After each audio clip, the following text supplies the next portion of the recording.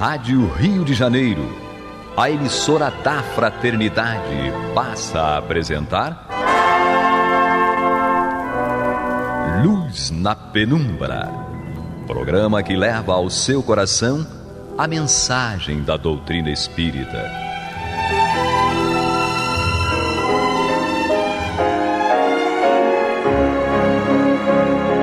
E com vocês, João Batista, para o estudo de O Livro dos Espíritos, da obra codificada por Allan Kardec. Papai do céu nos guarde, nos abençoe. Louvado seja nosso Senhor Jesus Cristo. E que possamos fazer do tempo esta dádiva que a todos nós é dada de maneira igual, um recurso a mais para que a nossa caminhada seja a cada dia mais firme e consistente na conquista dos valores morais que nos levarão à verdadeira felicidade. Hoje temos aqui conosco Américo Nunes. Olá, querido irmão, querida irmã, ouvinte dessa rádio linda e maravilhosa que é a Rádio Rio de Janeiro. Sejam todos muito bem-vindos. Jefferson. Olá, amigos. Muita paz. Tenhamos um ótimo programa. Guilhermina. Que bom estamos juntos de novo. Vamos juntos. Hoje vamos estudar duas perguntas, as perguntas 90 e 91. Aparentemente, o material contido nas perguntas é pequeno, mas é extremamente profundo. Vamos começar com o Américo. A questão de número 90, os espíritos perguntam, os espíritos são perguntados, na seguinte forma: o espírito que se transporta de um lugar a outro tem consciência da distância que percorre e dos espaços que atravessa, ou é subitamente transportado ao lugar aonde quer ir? Essa resposta, ela foi dada no seguinte sentido: ambas as coisas. O espírito pode perfeitamente, se o quiser, dar-se conta da distância que percorre, mas essa lembrança pode desaparecer completamente. Isso depende da sua vontade, bem como da sua natureza mais ou menos depurada. E aqui, meus queridos irmãos, queridas irmãs, ouvintes da Rádio Rio de Janeiro, a gente já inicia percebendo, que tudo no mundo espiritual, como também aqui no mundo material, depende da nossa evolução. Então, quanto mais evoluído formos intelectualmente e, sobretudo, moralmente, nós temos mais possibilidades. E quanto menos formos evoluídos intelectualmente, moralmente, nós temos menos possibilidades. Então, os espíritos que já gozam de elevado grau de elevação, eles podem transportar-se de um canto a outro para quase que instantaneamente, a nossa linguagem, há um tempo ali, mas para a gente é como se fosse ali instantaneamente, vão para onde quer, na velocidade do pensamento, e eles podem, se quiserem também, contabilizar e ali percorrendo e percebendo cada canto que eles estão andando, isso de acordo com o seu grau de evolução. Até onde eles vão, isso aí a gente vai ver mais adiante, cenas dos próximos capítulos, até isso depende do seu grau de evolução. Porque não é assim, eu quero ir aqui e ali e eu posso ir a qualquer canto. Não. De acordo com a minha moralização, com a minha evolução, eu vou seguindo, vou conseguindo ampliar, as minhas possibilidades. E o que a gente percebe de interessante nessa resposta que os espíritos trazem para Kardec, e que nos esclarecem muito, é a importância da gente atentar para a nosso empenho em nos melhorarmos, em evoluirmos, em nos tornarmos pessoas melhores. Porque da mesma maneira que a gente se desloca e tem acesso liberado em determinados ambientes aqui no planeta, de acordo com a nossa moral, de acordo com a nossa condição no plano espiritual se dá da mesma maneira. Nós podemos nos deslocar, nós podemos ir a alguns lugares, mas a questão da nossa evolução vai guiar tudo. E o espírito ele vai ter mais controle ou menos nesse processo de deslocamento de acordo com a capacidade que ele já adquiriu de controle do seu pensamento e a moralidade que ele já conquistou. É uma coisa interessante que a resposta dos espíritos, como sempre, é perfeita, cirúrgica.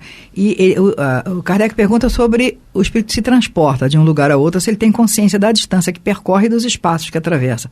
Ou ele é simplesmente transformado de lugar para outro onde quer ir. E os espíritos explicam ambas as coisas. Ele pode perfeitamente, se o quiser, dar-se conta da distância que percebe. Mas o interessante, a lembrança desse deslocamento pode desaparecer completamente. Isso vai depender da sua vontade, bem como da sua natureza, ou seja, nós podemos ser transportados por espíritos superiores para um tratamento, para uma coisa que nós necessitamos, mas podemos não nos lembrar disso, podemos esquecer, bem como, dependendo também da nossa moralidade, podemos ser levados por companheiros que podem nos levar a lugares que não nos seria interessante, por conta da nossa afinidade moral, e podemos esquecer disso. O que vai balizar o processo, que o processo é meio que mecânico, o que vai balizar o processo, a direção da coisa e a diferença é a natureza mais ou menos depurada, ou seja, a nossa moralidade, a nossa depuração espiritual, a nossa evolução espiritual, nosso esforço por nos melhorar é que vai fazer a diferença. Ou seja, o lugar para onde nós vamos, a nossa capacidade de ir e vir, essa questão da nossa condição moral, do nosso nível evolutivo, resulta do que nós caminhamos espiritualmente mais ou menos de acordo com o bom uso do nosso livre-arbítrio.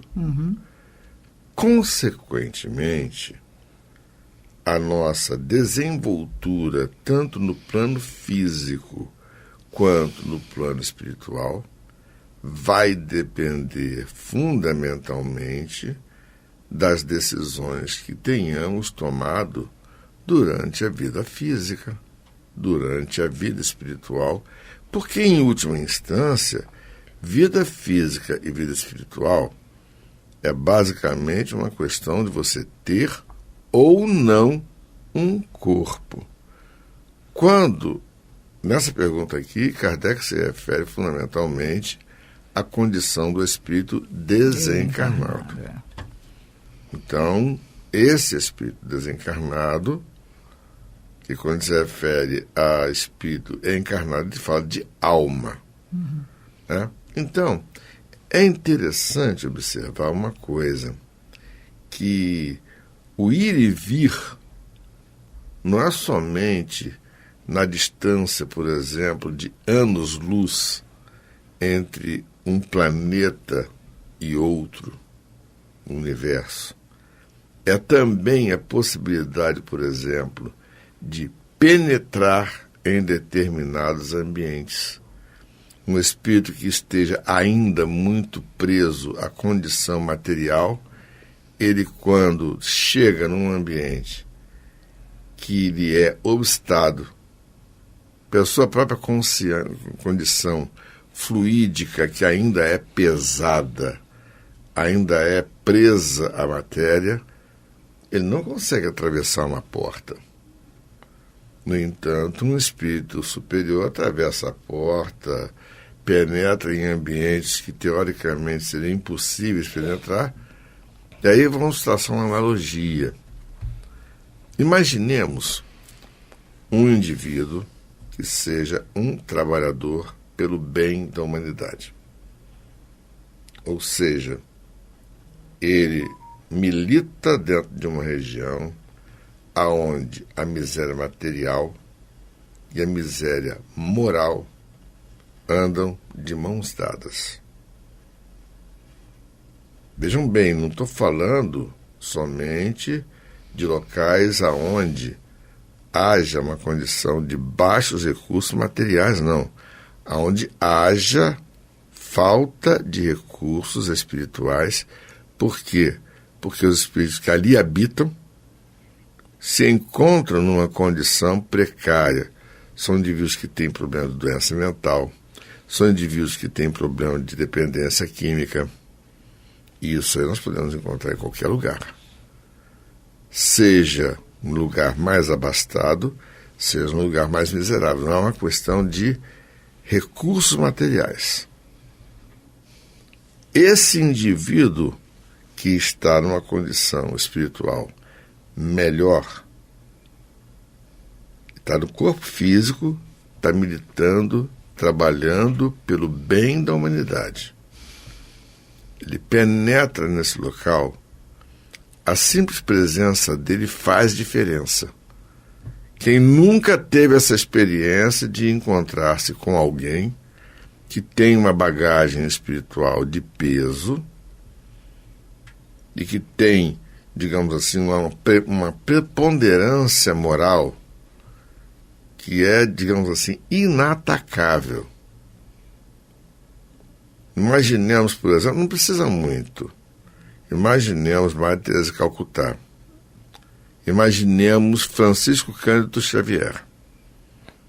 Eu me lembro que eu tive contato com o Chico somente uma vez, numa noite de autógrafos, e ele já estava autografando livros desde meio-dia. Eu cheguei no local às 10 da noite. Eu saí de lá às 4 da manhã, ainda tinha gente para pegar autógrafo no livro dele. Honestamente, eu me senti vampirizando o Chico. Sinceramente. Eu tomei a decisão, não, peraí.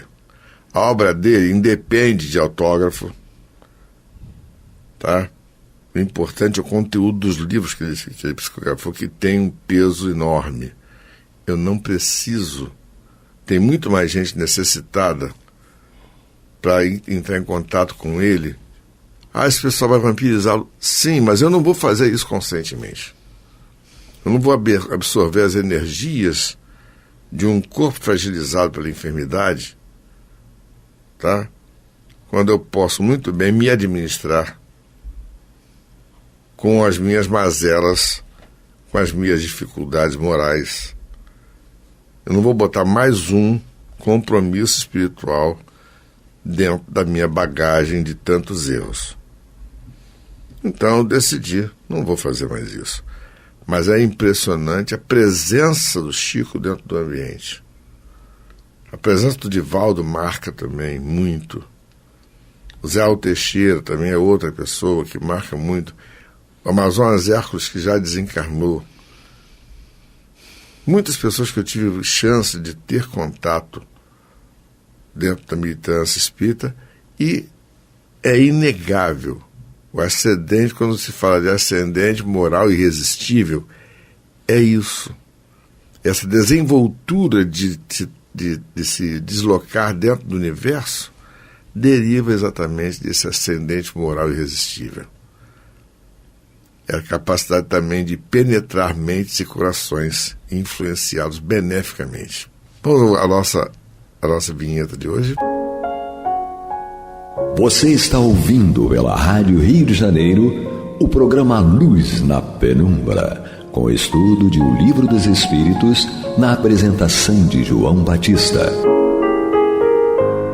Então, o nosso Jefferson vai fazer a pergunta número 91. Então, nós temos aqui no Livro dos Espíritos, a pergunta 91. A matéria oferece obstáculo aos espíritos? E os espíritos respondem: não. Eles penetram tudo: o ar, a terra, as águas e até mesmo o fogo lhes são igualmente acessíveis. Então, a gente observa que essa resposta ela guarda uma conexão muito grande com a resposta anterior, e a ascendência moral, a conquista moral do espírito é que vai ditar se a matéria é um obstáculo para ele ou não. Conforme o João estava comentando há pouco, a gente observa que se o espírito já tem as suas conquistas morais, se o espírito já tem conhecimento científico da matéria, da vida espiritual, ele vai ter muito mais facilidade de se deslocar, de compreender que aquele componente material, né, o ar, a terra, a água, né, um material sólido, o que representa para ele. E então ele consegue se deslocar, ele consegue transpor o que para a gente é sólido, para ele vai ser uma estrutura perfeitamente capaz de ser transposta, e ele não vai ter nenhuma dificuldade, né? Já que nós estamos falando de transporte de espíritos, né, e eu vou ficar feliz agora em falar isso aqui, porque o nosso querido João Batista ampliou o que nós estamos estudando aqui no Livro dos Espíritos, e eu estava torcendo para isso. Eu falei, poxa, vamos ampliar um pouquinho isso aqui, sair, né? Não fugir do Livro dos Espíritos, mas seguir um pouquinho a mais. E aqui nós estamos falando, como o João Batista falou muito bem antes da nossa vinheta, sobre os espíritos desencarnados. Mas aí eu pergunto a você, querido ouvinte da Rádio Rio de Janeiro, você poderia formular a pergunta assim, mas Américo, e eu? Espírito encarnado, conhecido como alma, e aí, eu posso ir a algum lugar? Como é que fica essa questão para o espírito ainda encarnado? E aí eu trouxe aqui para vocês um pedacinho do livro chamado No Invisível, do nosso querido Leon Denis, onde ele conta diversos casos de espíritos encarnados que têm essa capacidade de ir onde querem. Então ele conta, por exemplo, eu vou me limitar a um, senão o João briga comigo aqui. Eu não. Não? Mas o que vai brigar contigo é o relógio. O relógio briga com a gente, onde ele fala sobre o Dr. Balme, um médico que tinha aos seus cuidados a Condessa de L. Ele bota só a Condessa de L, quem lê esse livro do Leon Denis vai saber que ele faz isso para poder preservar o nome das pessoas. E aí ele diz então que esse Dr. Balme tinha aos cuidados a Condessa de L, e ele, num certo dia em sua casa, ele ouve as palavras na voz dela gritarem: como me sinto mal, não há ninguém para me socorrer. E depois houve o ruído de um corpo caindo em cima de uma espreguiçadeira. Ele fica aterrorizado, lembra dela e fala: meu Deus, eu tenho certeza que ela hoje está mal, o que eu vou fazer? Então ele vai para o seu gabinete, e o livro do Leon Denis relata da seguinte forma: foi-se então o senhor Dr. Balme para o seu gabinete de trabalho, concentrou-se e, colocando-se voluntariamente, ou seja, ele escolhia, ele sabia fazer isso, voluntariamente, em ligeiro estado de hipnose, como se ele entrasse ali numa espécie de sono, transportou-se à casa da Condessa e viu-a, acompanhou todos os seus movimentos e gestos e a anotou minuciosamente. Quando a senhorita Condessa foi novamente consultá-la, foram verificadas as impressões exatas em todos os pontos conforme a realidade dos fatos. Então, não se tratava de um mero devaneio dele, porque ela, quando veio se consultar, falou exatamente tudo aquilo que ele tinha presenciado, tudo aquilo que ele tinha feito ao se transportar para lá. Então, meus irmãos, de acordo com a nossa evolução, é o que falamos no primeiro bloco, né? À medida que nós formos evoluindo, tudo isso será possível para nós, ainda que estivermos encarnados. É interessante uma coisa. Há 9 anos atrás, um companheiro nosso partiu. Ele foi uma pessoa que influenciou positivamente muitas pessoas. E interessante que em algumas ocasiões a Guilhermina ouviu no pé da nossa cama, em atitude de oração.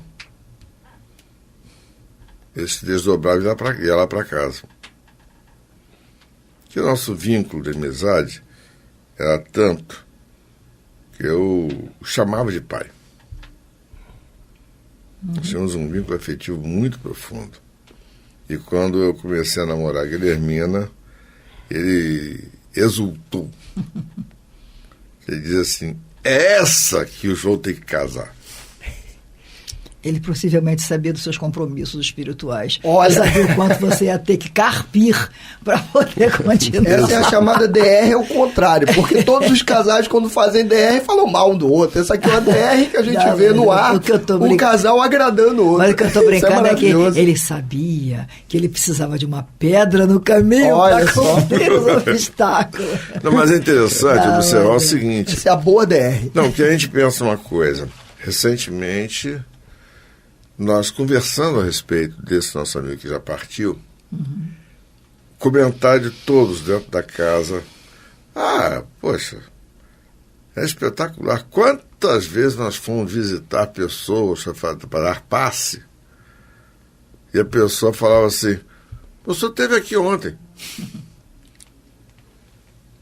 E aí? E ele não tinha estado em corpo físico. Só que ele se preocupava tanto com as pessoas que ele ia em desdobramento.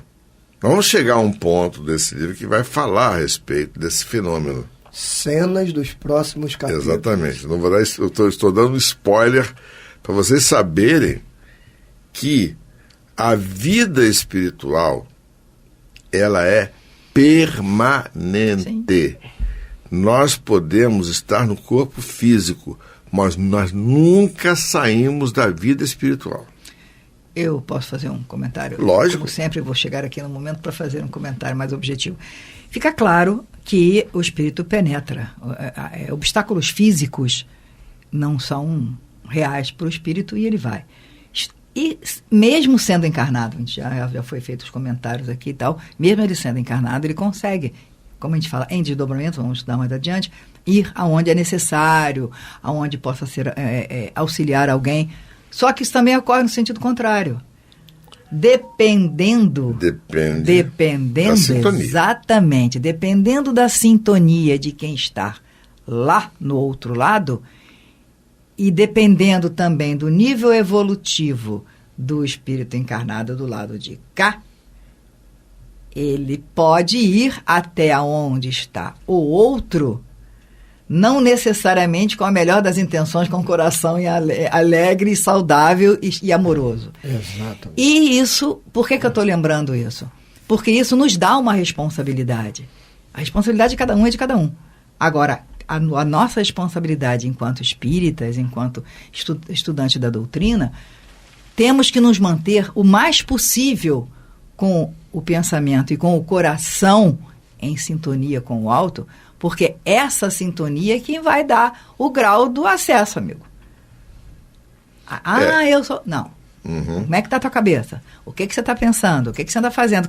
Não precisa fazer. O que você está pensando? Como é que está o teu nível da vibração das tuas energias? Porque aí você atrai ou não.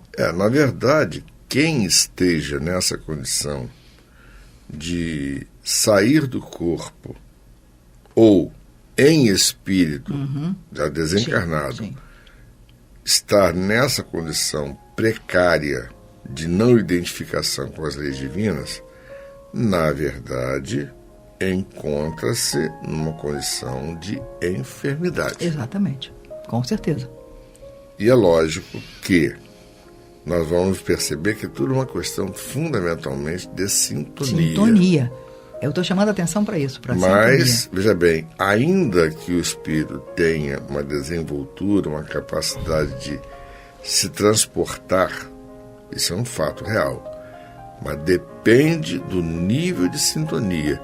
Quem não pensa o bem não vai conseguir nunca penetrar os planos mais elevados. Sim. Vai permanecer preso aos planos mais inferiores. Sim. Esse é o grande fato. Vamos refletir a respeito.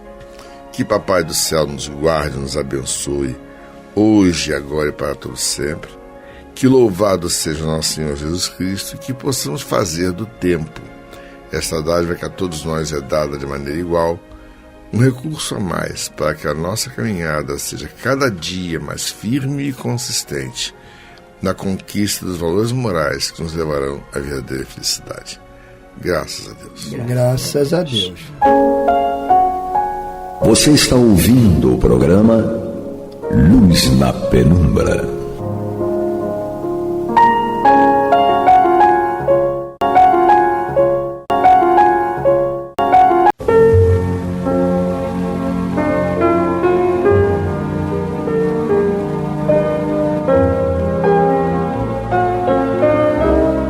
A Rádio Rio de Janeiro está levando ao seu lar e ao seu coração a mensagem consoladora da doutrina espírita, através do programa Luz na Penumbra.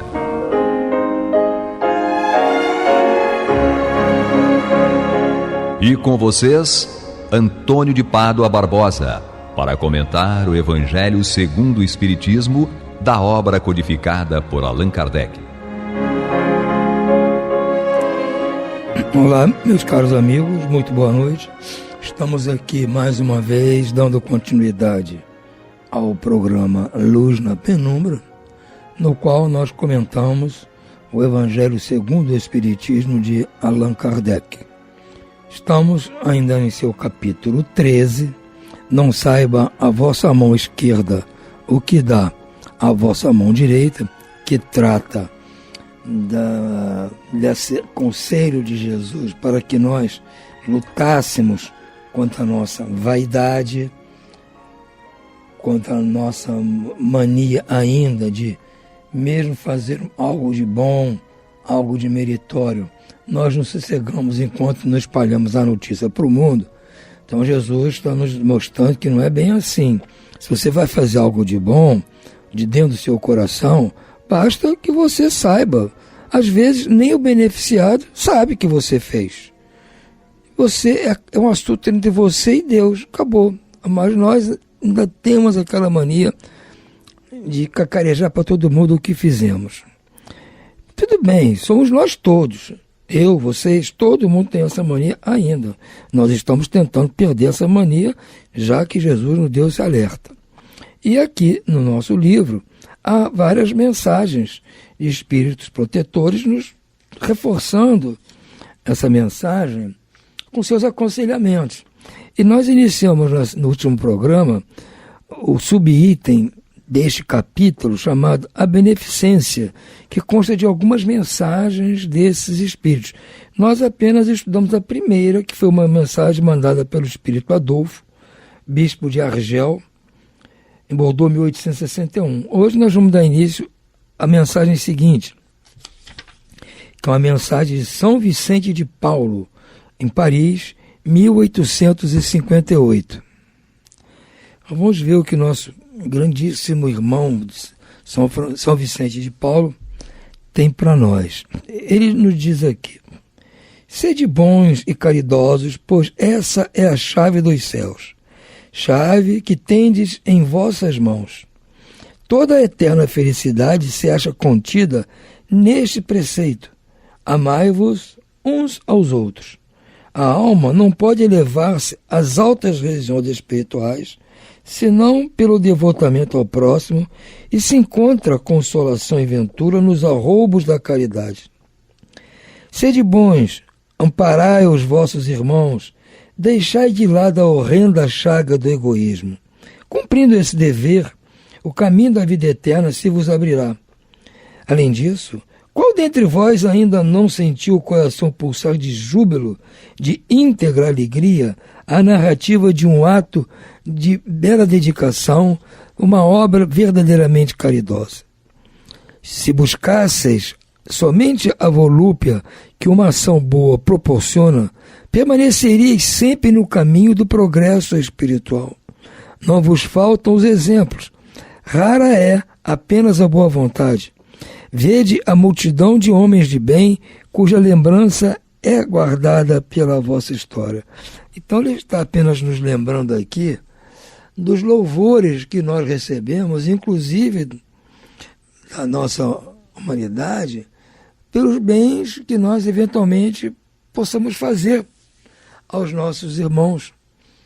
Quer dizer, não precisa que nós alardeemos nada. A própria população, o próprio povo vê quando nós fazemos algo de bom, de meritório, em benefício de uma pessoa, ou muitas pessoas, ou da população em geral. Ninguém esquece. Então nós não precisamos nos preocupar em fazer alarde de nada, porque a coisa acontece naturalmente. O Cristo não vos disse que tudo o que tem relação com as virtudes da caridade e do amor, por que deixar de lado os seus divinos ensinamentos? Por que fechar os ouvidos às suas divinas palavras, o coração a todas as suas sentenças? Gostaria que dispensassem mais interesse, mais fé às leituras evangélicas. Desprezam, porém, este livro. Consideram-no repositório de palavras ocas, uma carta fechada. Deixem no esquecimento esse código admirável. Vossos males provêm apenas do abandono voluntário que relegais a esse resumo das leis divinas. Lede-lhe as páginas cintilantes do devotamento de Jesus e meditai-as.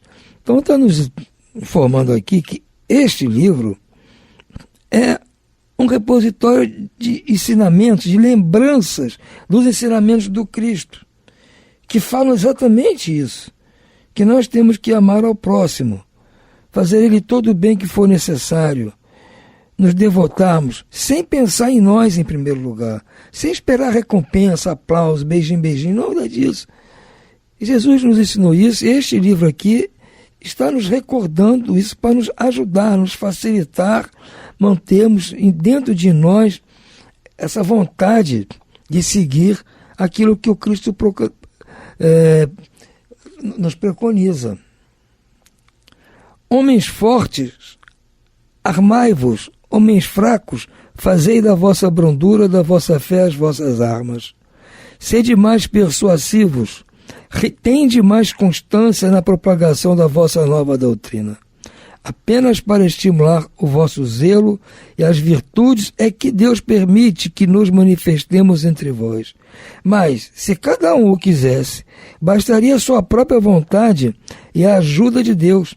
As manifestações espíritas só se produzem para os que têm olhos fechados e corações indóceis. Então, ele está dizendo que Deus permite a manifestação dele e de outros espíritos como eles, porque vem nos lembrar essas passagens de Jesus, eu trazer o exemplo. Porque nós ainda somos espíritos de olhos fechados e de corações dóceis. Se nós já tivéssemos o nosso coração menos indócil, os nossos olhos já tivessem se aberto para essas verdades espirituais, eles não precisariam vir aqui nos lembrar. Bastaria que nós atentássemos para o que Jesus nos ensinou e para o que este livro aqui do Evangelho nos lembra. Mas nós ainda somos necessitados dessas lembranças. Temos que aproveitar, então, a oportunidade dessas lembranças. Eles mandaram mensagem, Kardec anotou e publicou. Nós aqui estamos tentando relembrar a vocês o que está no livro, que, em sua vez, tenta lembrar o que está no Evangelho.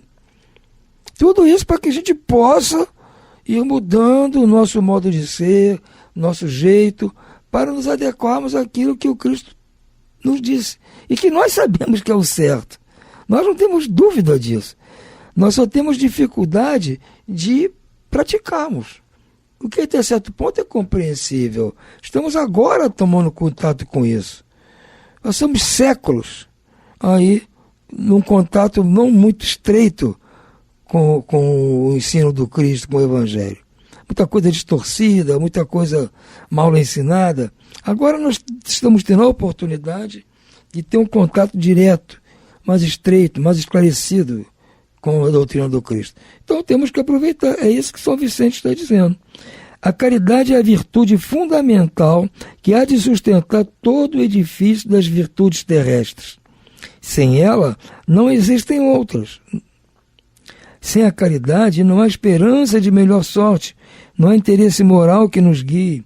Sem a caridade, não há fé, pois a fé não passa de um raio muito puro que torna brilhante a alma caridosa. A caridade é, em todos os mundos, a eterna âncora de salvação. É a mais pura emanação do próprio Criador. é a sua própria virtude, dada por ele a nós criaturas. Como desprezar essa suprema bondade? Qual o coração disso compenetrado, bastante perverso para recalcar e expulsar esse sentimento todo divino? Qual filho bastante mau para se rebelar contra essa doce carícia, a caridade? São Vicente, infelizmente, ainda existem esses filhos bastante maus, não é? Ainda existem esses corações ainda perversos para recalcar e expulsar esse sentimento divino. Infelizmente ainda existe, São Vicente. Eu sei do seu esforço para nos alertar, mas ainda há muitos corações ainda assim. Não ouso falar do que fiz, porque os espíritos também têm o pudor de suas obras. Considero, porém, a que iniciei como uma das que mais devem contribuir para o alívio dos vossos semelhantes. Ele criou a ordem dos vicentinos, né? Uma ordem de frades. Ou freiras, agora a minha memória escapa aqui, eu não sei. Vejo com frequência os espíritos a pedirem que lhe seja dado por missão continuar a minha tarefa. Vejo-os muito bondosas e caras irmãs, no seu piedoso e divino ministério. Vejo-os praticando a virtude que vos recomendo, com toda a alegria que provém de uma existência de dedicação e sacrifícios. Para mim, é uma grande felicidade observar quanto lhes honra o caráter, quão estimada e protegida é a missão que desempenham. Homens de bem, de boa e firme vontade, uni-vos para continuar amplamente a obra de propagação da caridade. Encontrareis a vossa recompensa no próprio exercício dessa virtude. Não há alegria espiritual que ela não proporcione já na vida presente. Isso é importante. Nós não precisamos ficar aguardando outras encarnações futuras para gozarmos dos benefícios que teremos direito, mérito, por estarmos praticando a caridade agora. Esses méritos vêm quase que imediatamente. Não é guardado para um futuro. Se não vem o mérito que a gente note, mas muitas coisas pelas quais teríamos que estar passando, coisas não muito agradáveis, são apagadas, suspensas, redimidas, porque nós estamos praticando a caridade agora. Isso é instantâneo, isso ele está certo em falar isso. Essas, digamos assim, entre aspas, vantagens, vêm imediatamente. Sede unidos, amai-vos uns aos outros segundo os preceitos do Cristo. Assim seja. Então, São Vicente, que na vida ele dedicou a vida dele à prática da caridade, ele está nos lembrando isso. Ele está falando porque ele fez a parte dele. E está vindo agora nos lembrar para que nós, se pudermos seguir o que ele fez e o que ele está dizendo, seria ótimo para nós. Então, essa mensagem é uma caridade dele em relação a nós, nos trazer esses ensinamentos. E vamos ver se nós tenhamos força para insistir nesse trabalho. E nós vamos notar que a nossa vida muda, fica diferente à medida que nós vamos nos enquadrando nesse lema, fora da caridade não há salvação. Já a outra mensagem que tem aqui é do espírito Carita, que foi martirizado em Roma. A mensagem foi postada em Lyon, 1861. Diz ela assim para nós: chamam-me caridade, sou o caminho principal que vos conduz a Deus. Acompanhar-me, pois sou a meta a que todos deveis visar. Dei esta manhã o meu passeio habitual e, com o coração amargurado, venho dizer-vos: meus amigos, quantas misérias, quantas lágrimas, quanto tendes a fazer para secá-las todas. Em vão procurei consolar algumas pobres mães, dizendo-lhes ao ouvido: coragem, há corações bons que velam por vós. Não sereis abandonadas, paciência. Deus lá está, sois as suas amadas, as suas eleitas. Elas pareciam ouvir-me e voltavam para o meu lado, os olhos arregalados de espanto. Eu lhes lia no semblante que os seus corpos, tiranos do espírito, tinham fome, e que, se minhas palavras lhes serenavam um pouco o coração, não lhes enchiam o estômago. Eu continuava a repetir-lhes: coragem, coragem. Então, uma pobre mãe, ainda muito jovem, que amamentava uma criancinha, tomou nos braços e a estendeu no espaço vazio, como a pedir-me que protegesse aquele entezinho que só encontrava no seio estéril uma alimentação insuficiente. Vi, em outros locais, meus amigos, pobres velhos sem trabalho e quase sem abrigo, vítimas de todos os sofrimentos da penúria, e eu, envergonhados de sua miséria sem ousarem, já que nunca mendigaram, implorar piedade dos transeuntes. Com o coração cheio de compaixão, eu que nada tenho, me fiz mendiga para eles e vou por toda parte estimular a beneficência, inspirar bons pensamentos aos corações generosos e compassivos. É por isso que venho aqui, meus amigos, e vos digo: há por aí infelizes em cujas choupanas falta pão, os fogões estão sem lume e os leitos sem coberta. Não vos digo o que deveis fazer, deixo a iniciativa aos vossos bons corações. Se eu vos ditasse a linha de conduta, nenhum mérito vos traria a vossa boa ação. Digo-vos apenas: sou a caridade e vos estendo as mãos pelos vossos irmãos que sofrem. Mas se peço, também dou e dou bastante. Convido-vos para um grande banquete e forneço a árvore em que todos vós saciareis. Vede quanto é bela, como está carregada de flores e frutos. Ide, colhei e apanhai todos os frutos dessa linda árvore que se chama beneficência. No lugar dos ramos que lhe tirardes, atarei todas as boas ações que praticardes e levarei a árvore a Deus, que a carregará de novo, visto que a beneficência é inesgotável. Acompanhai-me, pois, meus amigos, a fim de que vos conte entre os que se recrutam sob a minha bandeira. Não temais, eu vos conduzirei pelo caminho da salvação, porque sou a caridade. É outro apelo ao nosso coração. E nós podemos até nos lembrar dela quando vimos alguma situação que nos causa constrangimento ao coração, se sentimos dúvida, se ajudamos, se não ajudamos. Vamos pedir a ela nesse momento que nos ilumine, fazer a melhor coisa que puder ser feita. Eu mesmo estou precisando de fazer isso, porque às vezes nas atribulações, nada, falta de tempo, isso, aquilo, a gente passa batido de muitas oportunidades de ajudar algum necessitado, praticar uma caridade simples que para nós não vai afetar em nada a nossa vida, mas para quem recebe, às vezes é muito, às vezes é tudo, né? E a gente dá atenção a outros valores e acaba se esquecendo desse verdadeiro valor que é a caridade. A nossa irmã tem uma outra mensagem aqui, também postada em 1861 na cidade de Lyon. Diz ela aqui: há várias maneiras de fazer a caridade que muitos dentre vós confundem com a esmola. No entanto, existe grande diferença de uma para outra. A esmola, meus amigos, algumas vezes é útil porque dá alívio aos pobres, mas é quase sempre humilhante, tanto para o que dá como para o que recebe.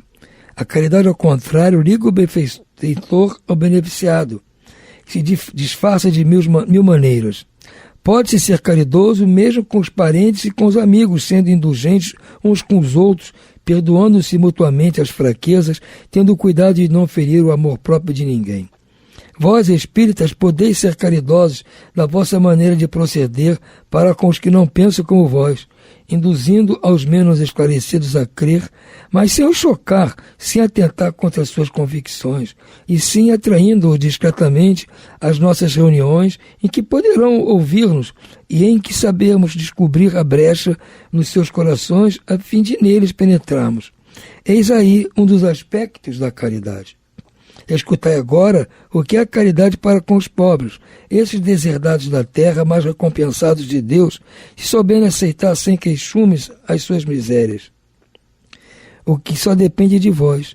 Vou fazer-vos compreender por um exemplo.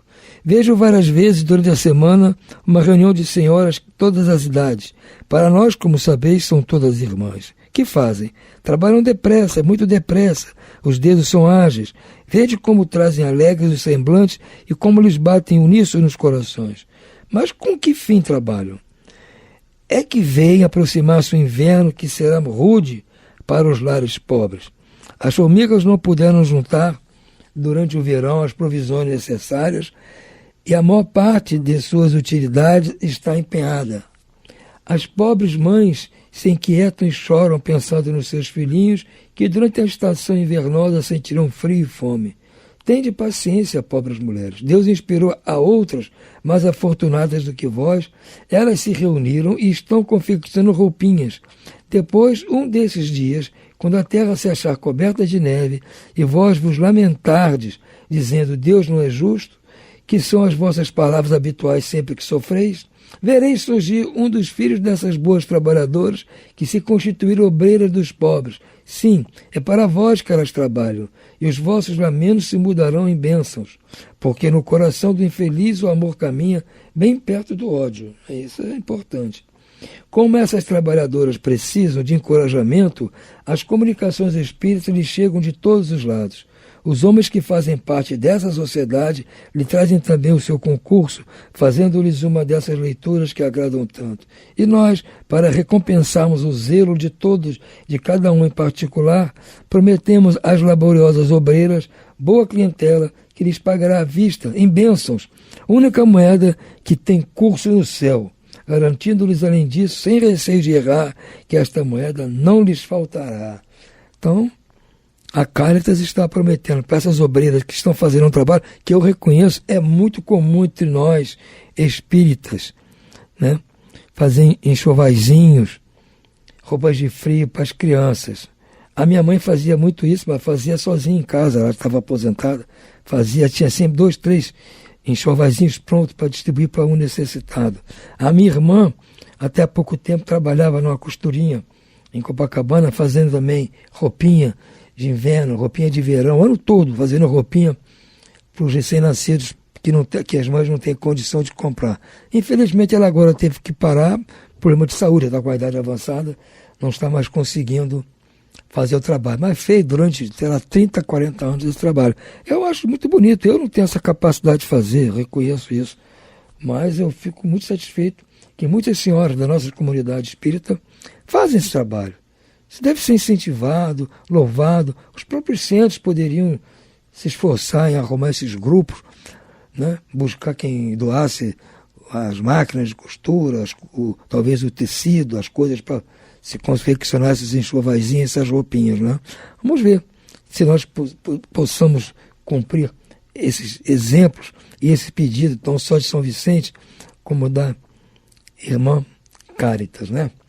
Vamos então ficando por aqui hoje, meus amigos, deixando a vocês muito boa noite e muita paz.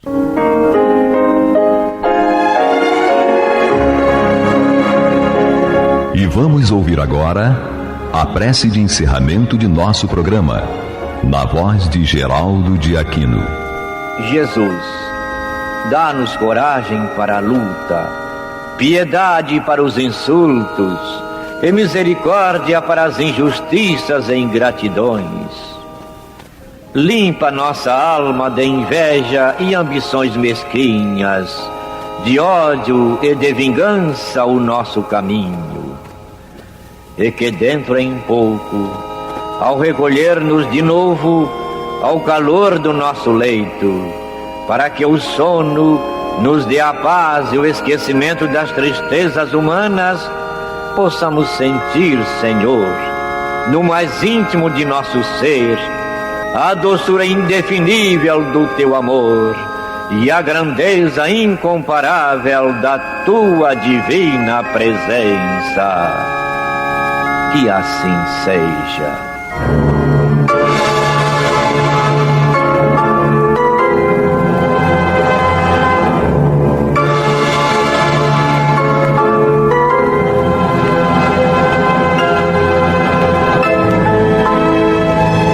Acabamos de apresentar o programa Luz na Penumbra.